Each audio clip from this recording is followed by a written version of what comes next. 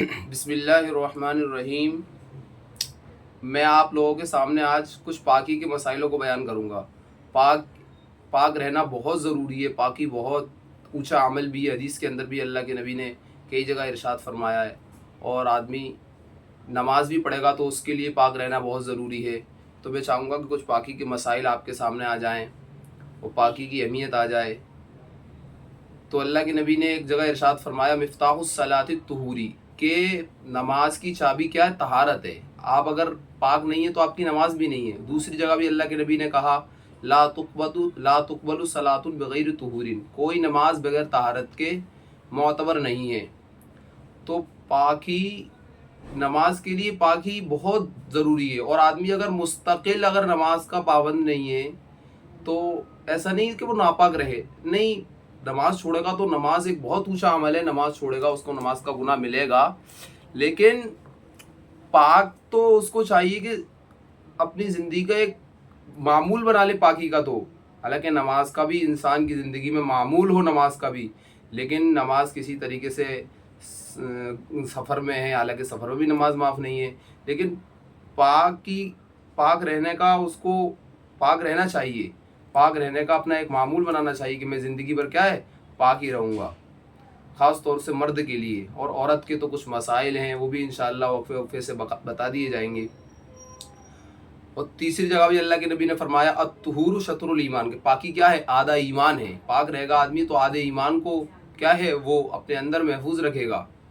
اور قرآن کریم کے اندر بھی اللہ رب العزت نے ارشاد فرمایا، فیہ رجال یحبون ان یتطہروا واللہ یحب المطہرین، اس میں ایسے لوگ رہتے ہیں جو دوست رکھتے ہیں پاک رہنے کو، ہاں، اللہ دوست رکھتا ہے پاک رکھنے والوں کو۔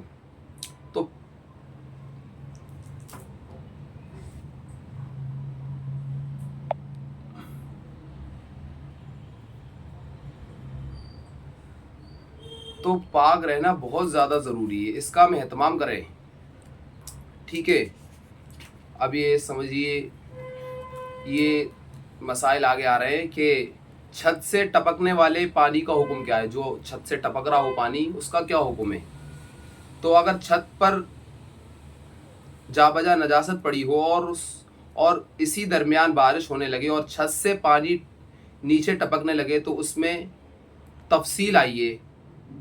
دیکھو، اگر بارش موسلدھار ہو رہی ہو اور اسی درمیان میں چھت ٹپکنی شروع ہو گئی ہو، تو یہ ماہ جاری کے حکم میں ہے اور پاک ہے۔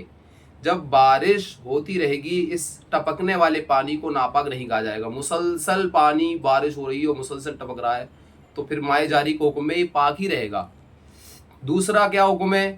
اور بارش رک جانے کے بعد یہ دیکھا جائے گا کہ پوری چھت پر ناپاکی ہے یا بعض حصے پر ناپاکی ہے۔ بارش رک گئی، اب دیکھیں پورے چھت پر ناپاکی ہے یا تھوڑا سا حصہ چھت کا پاک ہے۔ اگر پوری چھت یا اکثر حصہ ناپاکی پر موجود ہے تو ٹپکنے والا پانی ناپاک ہے، یعنی چھت پر گوبر لیت وغیرہ پڑی ہے، پھر پانی آ رہا ہے تو وہ پانی ناپاک ہے۔ اور چھت صاف ستھری ہے ایک دم، اور پھر پانی جمع ہو گیا تو وہ پانی پاک ہے۔ اور اگر ہلکی بہت گندگی ہو لیکن مسلسل بارش ہو رہی ہے اور پانی بہہ رہا ہے اس سے، تو وہ کیا ہے؟ وہ پاک ہے پھر۔ اور اگر بعض حصے پر ناپاکی ہے تو ٹپکنے والا پانی ناپاک نہیں کہا جائے گا۔ تھوڑا بہت گندگی ہے لیکن مسلسل بارش ہو رہی ہے اور پانی بہا رہا ہے اس سے، تو وہ بھی کیا ہے؟ پاک ہی کہا جائے گا اس پانی کو۔ اب کہہ رہے ہیں پاک آدمی کا کنویں یا ٹنکی میں اترنا۔ ایک آدمی ہے، پاک ہے، لیکن وہ کنویں میں اتر گیا یا ٹنکی میں بڑی پانی کی میں اتر گیا۔ اگر کوئی باوضو شخص پانی پینے یا صفائی کرنے والی یا کسی اور غرض سے کنویں یا ٹنکی میں اترے اور اس کے بدن پر کوئی نجاست نہ لگی ہو، تو اس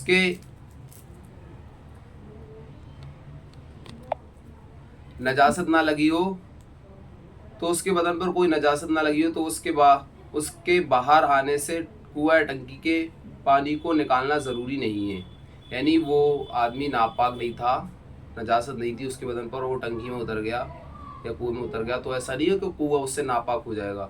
تو انشاءاللہ آپ حضرات کے سامنے یہ مسائل ہیں، ان کو مستقل اور بھی بیان کر دیا جائے گا۔ اب آپ بس انشاءاللہ پاک رہنے کا اہتمام ضرور فرمائیں۔